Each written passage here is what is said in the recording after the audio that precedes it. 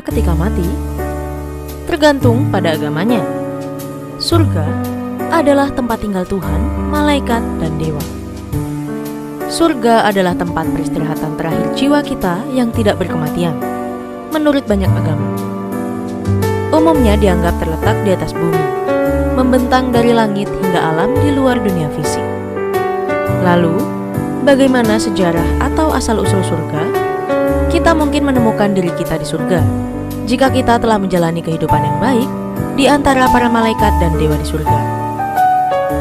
Jika tidak menjalani kehidupan yang baik, kita mungkin dibuang ke kedalaman neraka untuk menderita dalam kekekalan. Surga adalah tempat dan keadaan dalam agama-agama tertentu. Tempat ini sering dipandang sebagai hadiah untuk kehidupan yang baik. Orang mati juga bisa masuk melalui pengorbanan, perbuatan heroik, atau penderitaan besar.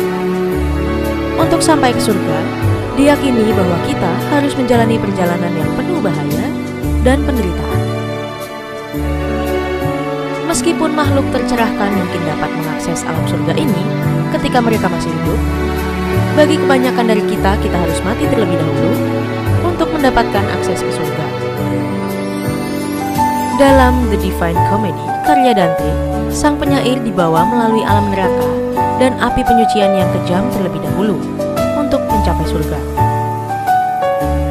Surga dalam agama. Meskipun sifat surga sangat tergantung pada konteks agama dan budaya, secara umum dipahami sebagai sebuah idealis, antitesis dari penderitaan duniawi. Penggambarannya mungkin seperti taman yang rimbun, pesta tanpa akhir, ketenangan, atau tempat pencerahan abadi yang suatu hari nanti bisa kita ikuti. Kekristenan. Orang Kristen menganggap surga sebagai lokasi Tuhan dan malaikatnya.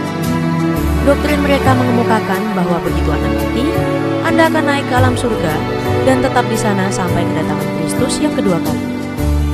Pengikut percaya Yesus naik ke sisi ayahnya ketika dia masih hidup, serta Maria, ibu Yesus, Henok, dan Enoch. Ketika Yesus naik, tidak ada lagi celah di antara langit dan bumi. Mereka yang hidup tanpa dosa atau disucikan dari dosa-dosa mereka dapat masuk ke surga ketika mereka mati, menurut kepercayaan Kristen. Mesopotamia. Dalam agama Mesopotamia kuno, dikatakan ada tingkat atas, tengah, dan bawah alam semesta. Surga dianggap sebagai alam atas. Pengikut Mesopotamia percaya bahwa kebanyakan orang akan turun ke dunia bawah dan hanya beberapa tipe heroik yang akan berhasil mencapai surga. Yahudi. Orang-orang yang mempraktikkan Yudaisme kuno berbagi gagasan tentang pemisahan alam surga dan bumi. Pada masa itu, orang percaya bahwa surga dibuat hanya untuk Tuhan dan bukan untuk manusia. Tuhan memerintah dari tahtanya di dunia atas dan memberikan instruksi kepada Musa. Orang Yahudi kuno juga memandang alam semesta sebagai dunia 3 tingkat: dunia bawah, surga, dan bumi. Islam. Dalam Islam, untuk masuk surga, Anda harus berbudi luhur. Ini adalah tempat kebahagiaan dan kebahagiaan di mana Anda dikelilingi oleh teman dan keluarga Anda. Muslim juga memutuskan bahwa ketika anak-anak meninggal, apapun agamanya, mereka akan masuk surga. Buddhisme. Umat Buddha percaya bahwa kelahiran kembali atau samsara dan di banyak surga. Mereka percaya siklus kematian dan kelahiran kembali berlanjut sampai setelah tercerahkan sepenuhnya, suatu makhluk pada akhirnya akan memasuki nirwana. Nirwana adalah kondisi mental dan bukan surga. Dalam Buddhisme Tibet, ada 5 alam surga utama, di mana orang mencapai keadaan itu disebut akanista atau ganaviya. Hinduisme.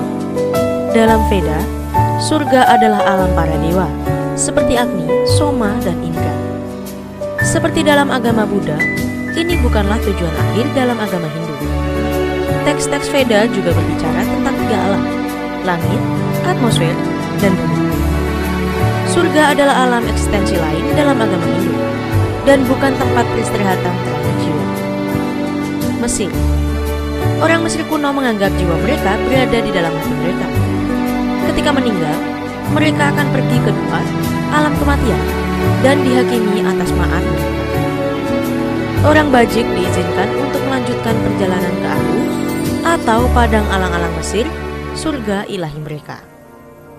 Tiongkok. Dalam Konfusianisme, surga adalah rumah leluhur manusia yang disebut Tian. Dalam mitologi Tiongkok, itu bisa merujuk pada dewa tertinggi atau bisa juga merujuk pada alam. Para filsuf Tiongkok kemudian memandang surga sebagai penguasa ilahi.